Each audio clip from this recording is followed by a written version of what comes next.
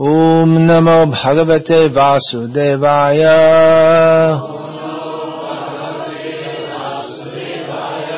Om Namo Bhagavate Vasudevaya. Om Namo Bhagavate Vasudevaya.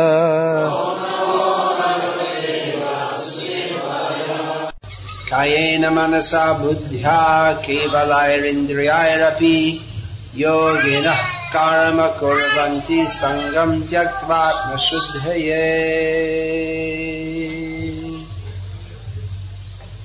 Translation. Everything a materialistic person does entangles him in the material world. Every activity a materialistic person does produces a karmic reaction. Due to the accumulated karmic reactions, he has to take birth again and again. But everything a devotee does is purified, because everything a devotee does is in relation with Krishna. Krishna is all pure. By chanting the name of Krishna, one is purified. By remembering Krishna, one is purified. By acting for the pleasure of Krishna, one is purified. So many yogis, they resort to very difficult activities to try to become purified. They perform very severe austerities so that they can become free from material desires and attachments. But devotees of Krishna do not undergo severe austerities, generally speaking, because simply by acting for the pleasure of Krishna, one is automatically purified.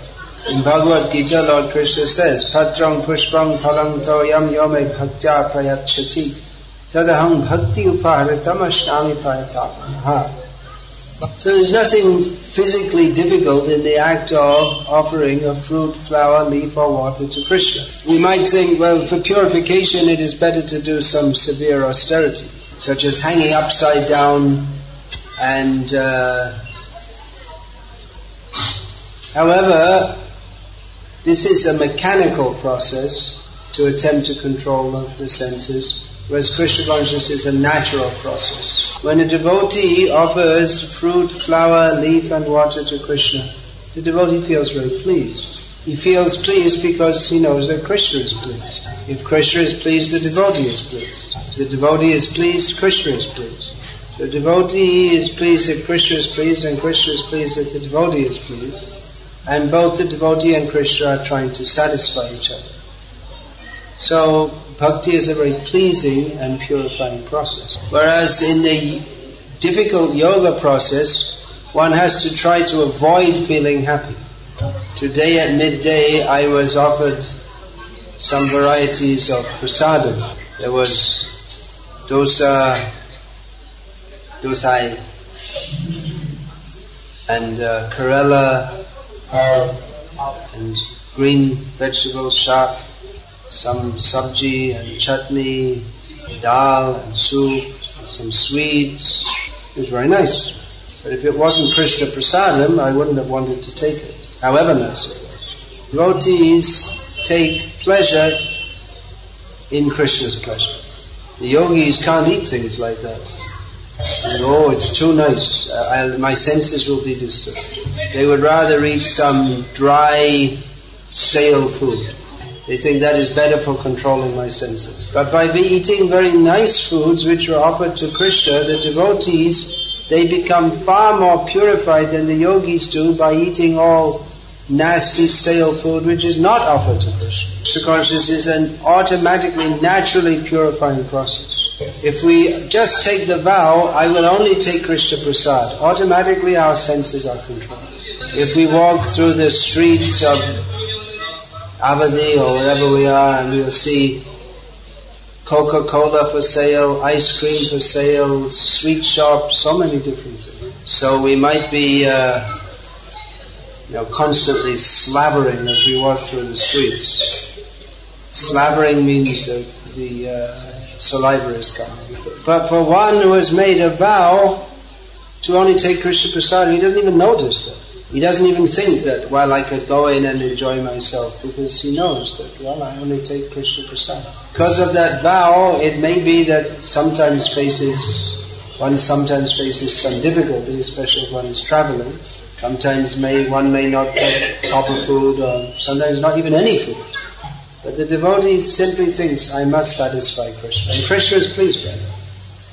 Idea is how to please Krishna. Because Krishna is supremely pure, then the devotee becomes purified by doing everything in relationship with Krishna.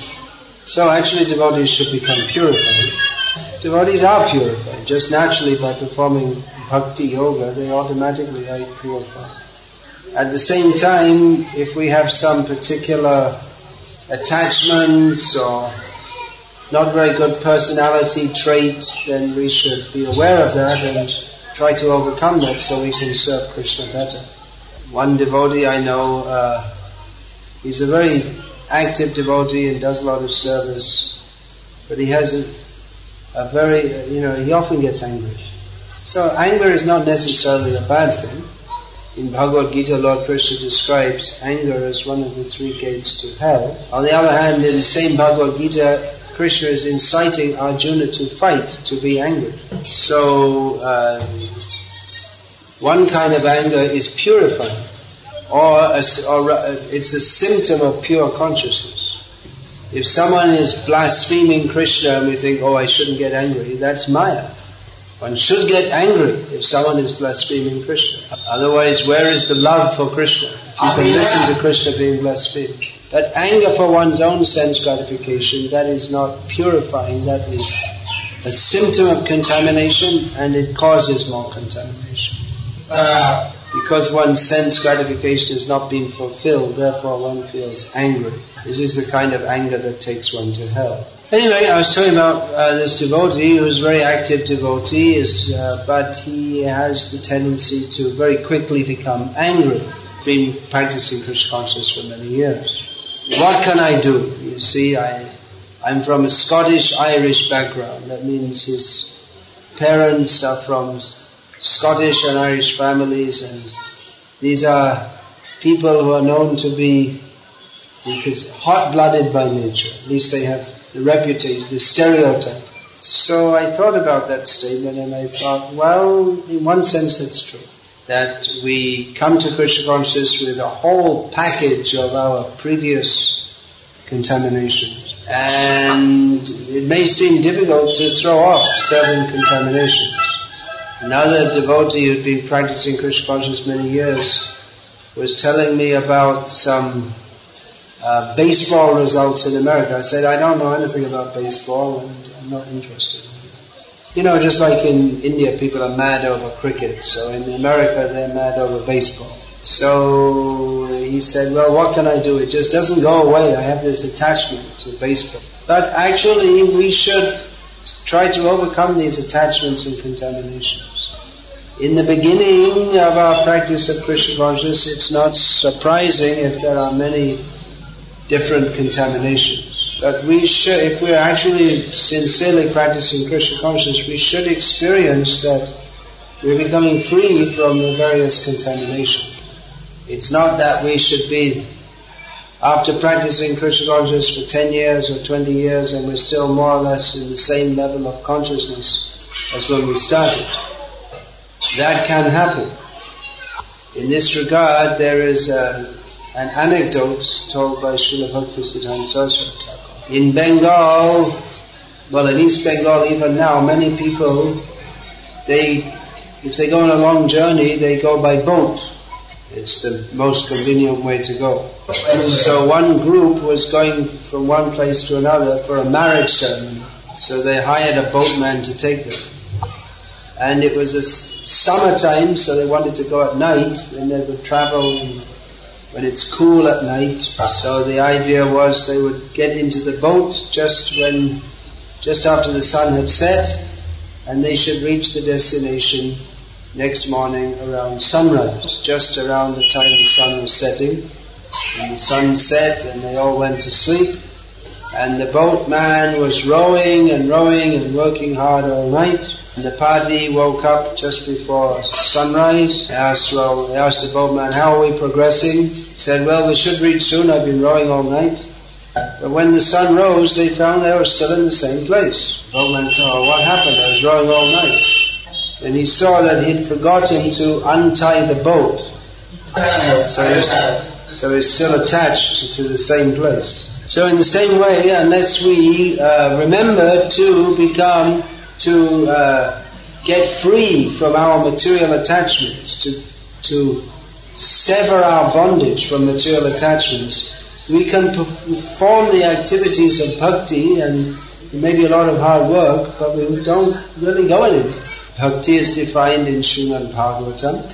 Bhakti parishanu bhavo viraktiranyatra. It means that bhakti means to experience, have an experience of the Supreme Lord, and to be detached from everything else. So we can't really have both. That's why Rupa Goswami has given a warning. He tells everyone, don't go to Vrindavan. Who's been to Vrindavan? Well, Rupa Goswami warns us, don't go to Vrindavan. Especially don't go to Keshi Ghat, because you might see a very beautiful boy standing there, threefold bending form, Tribanga Sundar, and he plays his flute very beautifully. If you see that boy and hear his flute, your whole material life will be finished. All your attachment to your family, your friends, your money, your home, will all be spoiled.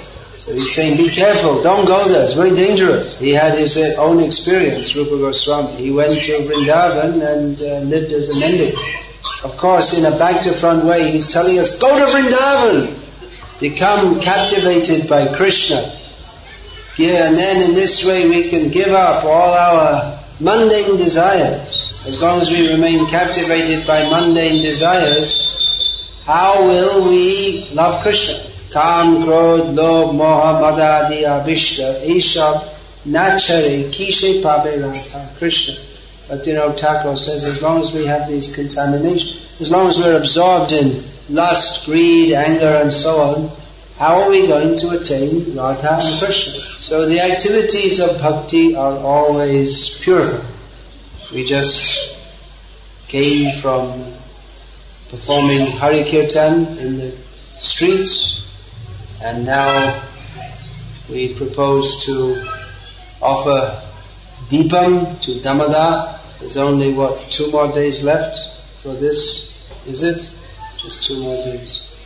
So these activities, performing Hari Kirtan, offering Deepam to Damodar, these are all very purified.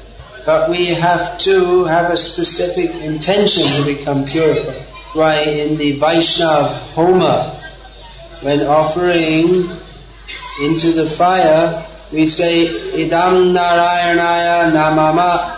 This is for Narayana, not for me. Sometimes we preach to people that, well, you have too much stress, try chanting Hare Krishna. But chanting Hare Krishna is not really just some kind of stress relief activity. We can say practically anything to induce people to chant Hare Krishna. But if we are to advance in bhakti, we have to have the clear understanding that I am meant for Krishna's pleasure. Krishna is not some kind of free medicine. At some point early on in our lives of bhakti, we have to understand that all our stress and all our distress is because of our foolishness in not surrendering to Krishna. So everything we do should be for the purpose of purification. We can chant 16 rounds and as a formality we can chant, or we can chant it with the sincere desire to please Krishna. Sometimes people come and we put up beads into their hands and say, chant Hare Krishna. We say, how many rounds do you chant? 2 rounds. Okay, chant more. How many rounds do you chant now? 8 rounds. Okay, chant more. How many rounds do you chant now? 16. Okay, then stop drinking tea and we'll get you initiated. Okay, I got initiated. Jai, Hari Bol. Hare Krishna, Hare Krishna, Hare Krishna, Hare Krishna. I do it every day. 16 rounds. I'm initiated. And I don't drink tea. Not usually, anyway. So, that won't be very purified. We have to, of course, this is an exaggeration. I don't think anyone's that bad. But actually chanting Hare Krishna is not done by the lips and tongue. You may say, well, that's very strange. Do we have to try and make some sound in our throat? Chant Hare Krishna unless you move your lips and tongue. It's pretty difficult. But actually it comes from the heart. Srila Prabhupada compared chanting to the cry of the child for the mother. So real chanting doesn't mean it means calling out to Krishna, please help me, Krishna. Ainanda tanuja kinkarang patitang mam vishame bhavam buddho kripaya kalpada panchastita dhuli satrisham vichinte. This is the prayer of the devotee. As long as we're praying to Krishna for purification, Krishna will help us. As soon as we think, now I'm pure, we're immediately impure. So let us now perform the offering of prayers to Damodar and the Deepam, and we can read the translation of the Damodar Ashtakam before we begin. And while we're singing, we can really enter into the mood of that. Pray to Satyavrata Muni that he bless us with his own pure desire to relish the beautiful form of the supreme controller who is tied up by the ropes of love by Mother Yashoda. This will be purifying and pleasing, and purifying means that we should become purified. Not that after 20 or 30 years of practicing devotional service we're still on the neophyte platform. Let us pray to Lord Damodar and Satyavrata Muni and all the great devotees, Srila Prabhupada, that they bless us with pure devotional service. We can become free from all material contamination and really try to do something to serve the mission of the Acharyas. Everyone is suffering in this material world because of forgetfulness of Krishna. Let us all try to assist the mission of Srila Prabhupada, which is the mission of all the Acharyas, to spread Krishna consciousness. This center is coming up nicely. The building and everything is now more or less in order, at least this part of it. So it is a place that devotees, by their sincere endeavor, they have established this place so that devotees can come and join together in activities of Krishna consciousness. But of course the building is not all in all and everything. It's not our aim simply to build buildings.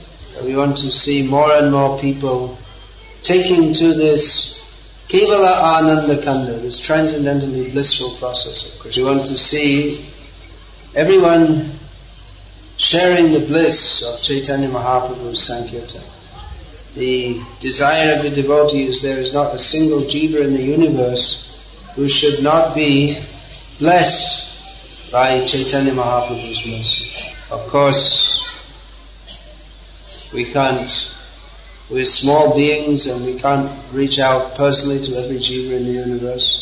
But Chaitanya Mahaprabhu's instruction is Jare Dekho Tare Kaha Krishna Upadesh Amaragya Guru Hoya Taro Edesh. So at least a desh in your local area, in this Avadi area, see what you can all do cooperatively to spread this Krishna consciousness more and more and more and more and more and more and more. Especially the distribution of Srila Prabhupada's books is enhanced during the month of December, so try to take part in that and distribute Srila Prabhupada's books. Hare Krishna. Hare Krishna. Any question, please? Hare Krishna. Thank you all very much for receiving me so nicely, and Srila Prabhupada